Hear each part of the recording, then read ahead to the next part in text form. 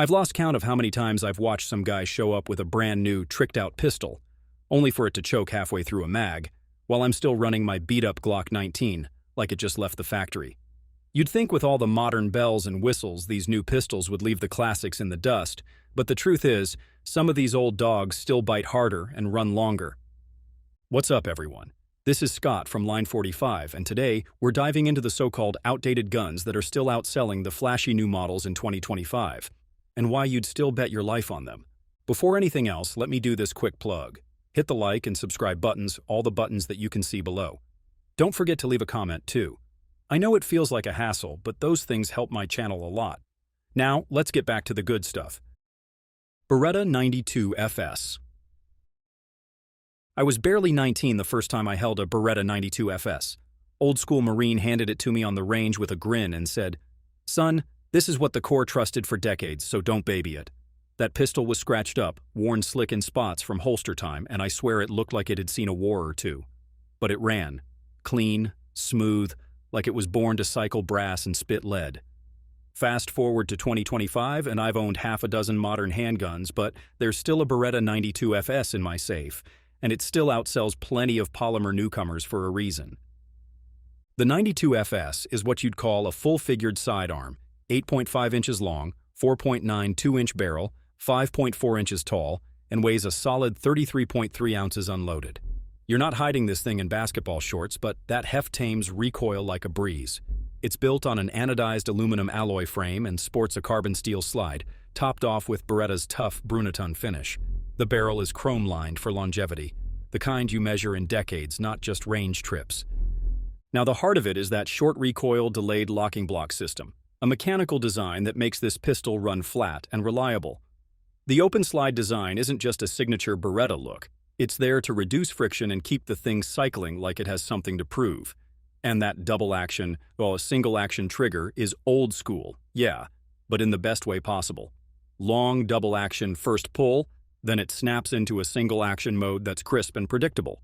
Paired with the ambidextrous safety decocker and an internal firing pin block, it's one of the safest and most controllable pistols I've ever put rounds through. Standard mags hold 15 rounds, but you'll find 18 and 20s all day. You can buy this thing for around $670 to $700 new, maybe a touch less if you're buying used.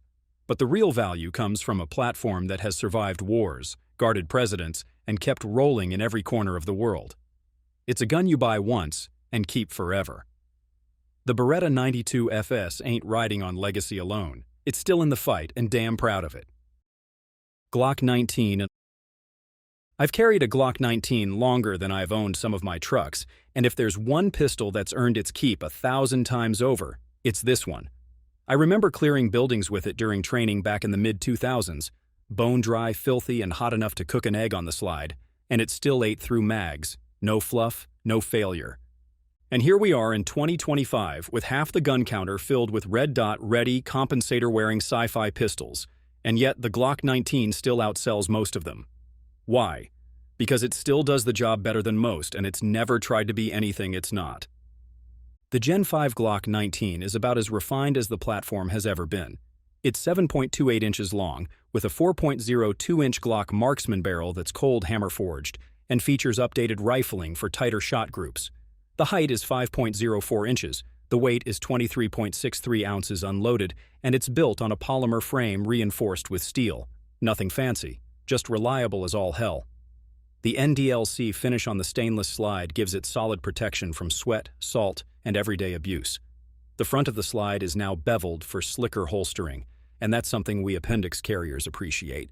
It runs Glock's Safe Action System, a striker-fired setup with 3 passive safeties. One in the trigger, one for the firing pin, and a drop safety. The trigger pull is consistent, not match grade, but predictable and easy to master. Gen 5 ditched the finger grooves, thank God, added an ambidextrous slide stop, and brought in the flared magwell for quicker reloads. The dual recoil spring assembly is tough and keeps the recoil well managed. In terms of capacity, you've got 15 rounds standard, but Glock 17 and 33 rounders fit just fine. Aftermarket makes it like Lego for grown men. Optics-ready slides, threaded barrels, triggers, mag releases. It got it all. You can build the Glock 19 into anything you want, or just run it stock and feel completely confident. Price in 2025 still floats around $650 new, $450 used, and you're getting one of the most proven pistols on earth. It's not sexy, it's not fancy, but it damn sure works. And for guys like me, that's what matters. HKUSP. I didn't pick up my first HKUSP because it was flashy. In fact, the thing looked like a brick with a trigger. But I was working security in the Southwest back in the day, and I needed something that would work no matter what. Sandstorms, cold nights, rattling in a duty holster for 12 hours, didn't matter. Take the USP, it's ugly, but it'll outlive you. And sure enough, thousands of rounds later, that 40 USP still runs like it did the day I got it. Now it's 2025, and I'll be honest. While the market's flooded with micro-compacts and striker-fired wonders, the HKUSP is still outselling plenty of them. And if you've ever shot one, you know exactly why. The HKUSP 9mm comes in at 7.68 inches long, with a 4.25-inch cold hammer-forged barrel, a height of 5.31 inches, and weighs 27.2 ounces unloaded. That fiber-reinforced polymer frame isn't just strong, it was designed to flex just enough to absorb shock. It's paired with a nitro-carburized steel slide and a polygonal rifled barrel that chews through round after round with zero complaint. The real genius, though, is its recoil reduction system. In particular, it's a captive recoil spring with a polymer buffer. It doesn't just make recoil softer, it keeps the gun together long after most other pistols start to loosen up. It's designed to take abuse, plain and simple. The fire control setup is where the USP earns its stripes with serious shooters. Variant 1 is double-action, Chaucher single-action with manual safety and decocker, so you can run it cocked and locked like a 1911 or hammer down with a long first pull. If you want to switch variants, feel free to do so. HK gave this thing a modular fire control system long before that became a buzzword. You've got 15-round mags in 9mm, 13 rounds in 40 caliber, and 12 rounds in 45 caliber, and everything is built with duty in mind. It got ambidextrous mag release, beefy controls, rugged steel sights, and oversized trigger guard for gloves. These run around $1,186 new in 2025, or $800 used, and every penny goes into performance. CZ 75. The first time I got behind a CZ 75, I was working part-time at a small-town gun shop, and one of the older guys just made me try it. Cool. I wondered if this thing could clap, and it actually did. That full steel beast pointed like 1911, soaked up recoil better than anything I'd handled, and ran smooth as glass. That was over a decade ago, and I've had at least one CZ 75 in my rotation ever since. In 2025, it still outsells more modern guns because when you shoot one, it just makes sense. Like the damn thing was built for real shooters, not spec sheets.